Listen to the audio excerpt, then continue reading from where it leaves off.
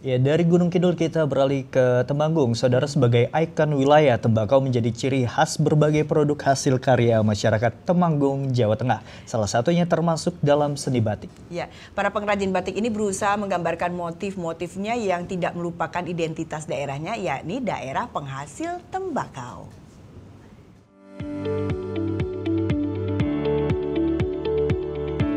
Terletak di dataran tinggi dan pegunungan, Kabupaten Temanggung dikenal dengan produk pertanian unggulan seperti tembakau dan kopi. Beragam kreasi usaha masyarakat di wilayah ini identik dengan tembakau, termasuk karya seni batik. Salah satu contohnya adalah batik Mbako. Saat ditemui di Galeri Batik Mbako di Kampung Suronatan, Kota Temanggung, pemilik usaha batik Mbako, Fairuzi Dika Pratiwi mengatakan, batik Mbako ini dimulai pada tahun 2009 silam. Fairuzi mengatakan jika batik Mbako merupakan batik bermotif tembakau lebih dari sekedar bisnis.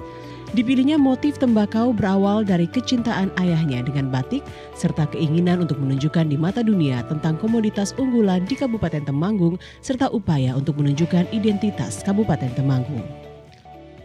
Jadi di tahun 2009 dulu almarhum ayah saya mulai kepikiran nih karena memang penyuka batik dan sering beli di daerah-daerah lain yang punya batik khasnya masing-masing gitu. Akhirnya kepikir kok di Temanggung belum ada ya batik khasnya sendiri gitu. Akhirnya karena waktu itu juga lagi rame nih Temanggung sebagai penghasil tembakau terbesar ya di Indonesia, tapi kok stigmanya negatif terus nih tentang rokok, tentang tembakau. Akhirnya kepikiran untuk mengangkat tembakau ini biar lebih positif gitu di mata masyarakat. Akhirnya salah satunya kepikir untuk membuat batik tembakau, atau kita akhirnya membuat nama batik Mbako yang motif-motifnya gitu kita ambil dari salah satunya tembakau gitu.